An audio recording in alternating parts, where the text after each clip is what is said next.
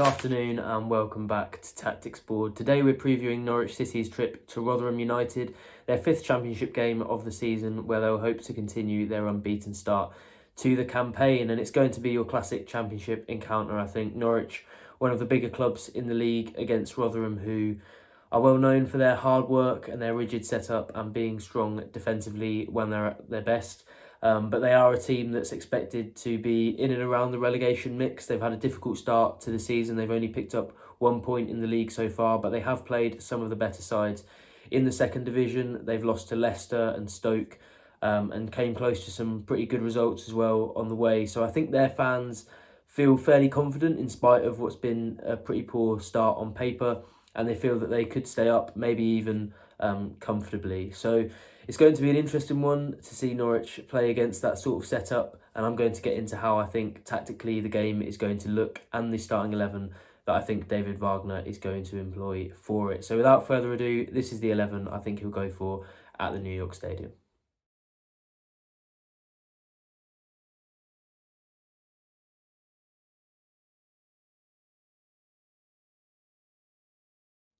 So I've gone for Angus Gunn in goal, Jack Stacey at right back, Shane Duffy and Ben Gibson at centre back, Dimitris Yannoulis at left back, Gabriel Sara and Kenny McLean in central midfield, Christian Fasnacht on the right, John Rowe on the left, and Ashley Barnes slightly behind Adam Eder up front. And I think that 11 speaks for itself, really. Norwich have been obviously very, very good so far this season, and that's been the core of players that's been at the heart of it. Ono Hernandez obviously started the campaign on the wing, but Christian Fasnacht has come in for him and done a really, really good job. I think quietly he's one of the players that goes under the radar as somebody who technically is absolutely excellent. And against Huddersfield in that 4-0 win, their last championship game, I think he was absolutely key to how Norwich wanted to play. He hasn't contributed in terms of goals and assists as much as some of his fellow attacking players so far, and that might be why he's going slightly under the radar compared with the likes of Jonathan Rowe, Ashley Barnes and Gabriel Sara.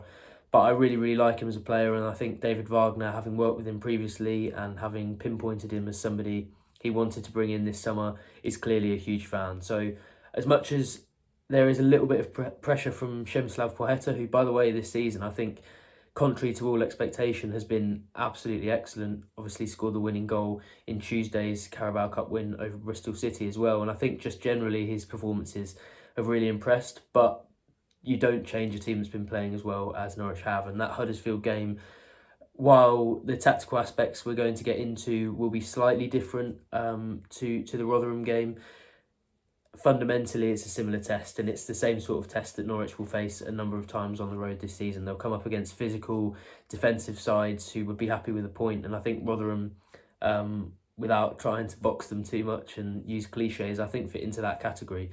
So that team coming out so impressively from that game, as much as there was quite a lucky early goal, I think gives Wagner probably the faith that he can employ the same sort of system. Obviously there's a forced change because Josh Sargent did injure his ankle ligaments in that Huddersfield win when he scored the first goal, and looks like he's going to be out for months rather than weeks. So that's a real blow. Obviously speaking now before Norwich have made any signings, deadline day coming up. I'm speaking on Thursday, so coming up late tomorrow, and we very much expect that there could be a signing in that attacking area, but I'd be surprised if they start, especially given the fact that Adam Eder scored in that Huddersfield game and actually had a really impressive second half. So they will look slightly different, and we'll get into how the Barnes-Eder axis is going to look a little bit different to the Barnes-Sargent one, and why Norwich might run into a couple of issues. But he is somebody who's been talked up by David Wagner. He's somebody who the club, as recently as last year, saw enough potential in to give a new 5-year deal. And I think he's somebody who, despite struggles, they see big potential in and a lot of talent in. So I'd be surprised if Adam Eder doesn't start that game. Obviously, there is now pressure on him to perform, and there will be if Norwich do manage to get that striker in that they're hoping to sign. But for now, I think he's done enough to secure a starting berth for the Rotherham game, and it'll be interesting to see how he gets on. But I'm going to start with the away team and how they might look slightly different to that Huddersfield game. We know there's a lot of cliches about how teams will sit in and make things difficult, but I think they'll employ more of a mid-block, which is similar to what Huddersfield did. Sort of high up in their own half, but they won't press Norwich's centre-backs too much. Although what they like to do is go and put high pressure on if teams are spending a lot of time with the ball at the back, and that's what Norwich do. But crucially, what they want to do is draw that press. So when Shane Duffy is sitting on the ball, him and Ben Gibson are passing the ball sideways between each other. What they're trying to do is draw the players out, leave the space in behind, and then play quick passes through into the attack. So Rotherham will have to be clever with that if they want to get a good result. I know they are trained to almost go into predator mode when teams take long enough at the back and then go and press, but that's exactly what Norwich want. So if Matt Taylor has trained his team to be prepared for that, then it won't play into Norwich's hands. If they employ the same system that they have throughout this season, then that's exactly what Norwich want. So it'll be interesting to see how that plays out. A significant difference from the Terriers is that Huddersfield look to press in wide areas. They look to force you out wide and then go and attack sort of the fullbacks and the wingers and try and get the ball off them there. Obviously, the bonus to that is that you've got the touchline against you, and that's what Huddersfield tried to take advantage of. They obviously left 5 fouls on John Rowe in the first half alone, so you could see what sort of setup they were trying to use. But Rotherham's is almost the opposite. They almost let you have the flanks rather than going and pressing you hard in those areas once the ball goes there. They want to go out there, they want to force you out wide, they don't want to let teams play through the middle. And I think that could play into Norwich's hands. Obviously, some of their best technical players are in the wide positions. John Rowe, Fastnacht, and even if they come inside and allow the fullbacks to overlap, Dimitris Yanulis and Jack Stacey are 2 very capable crossers of the ball.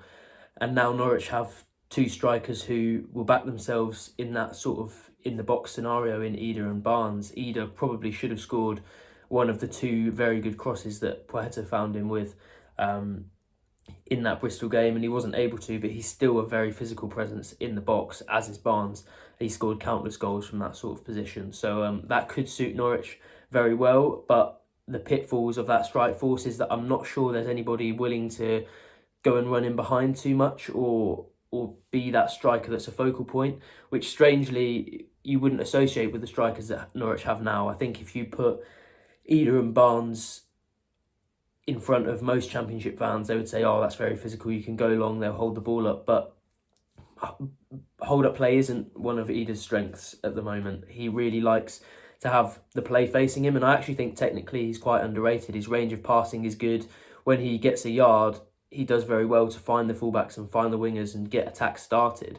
But that's been Ashley Barnes' role so far this season, and I think Norwich may struggle without that focal point. Josh Sargent absolutely isn't interested in dropping deep and being a creator. He wants to hold the ball up, get it wide, and then get in the box. And that's where that Barnes-Sargent mix works so well. So I think there will be some adaptation needed for Barnes and Ida. It may even require Barnes going and being that sort of number 9 and Ida dropping in and being the more unorthodox number 10 that Barnes has been so far this season. So I'm interested to see how those roles play out. I think if they don't adapt, then Norwich could be left quite short in the box, even if they're able to get those balls in the box and they're able to use the wide space that Rotherham will afford them. It could be a problem for them if neither of the strikers really wants to be that main man and be the first trying to get to the cross. So somebody needs to step up to that plate. It remains to be seen who Wagner will choose to do that. It looks like it's going to be Ida, who started very much as a lone number 9 in that Bristol game. Marcelino Nunez has featured in a sort of advanced number 10 role before. It was Liam Gibbs like that in the Bristol game, but neither of those are orthodox or career strikers in any way. So it will be interesting to see whether Ida or Barnes can play those roles. But I'm sure Wagner will believe in the tactical flexibility of his players. He's talked up the number of solutions that Norwich have without even going into the market. And then if it isn't working, hopefully there's a trick up the sleeve to bring off the bench that Norwich have hopefully brought in the next day or two. So that's definitely something to follow. We'll have coverage of transfer deadline day and everything you need to know around the window between now and it shutting, and then probably some analysis after as well. So get a Pink and Plus subscription, $1.99 for 2 months and then $2.99 thereafter, which I still think is fabulous quality. Obviously I'm very biased, so go and try it for yourself and then let us know how you get on. You can find out more at pinken.com/subscribe. Thank you for watching this video, and I'll see you again on Tactics Board soon.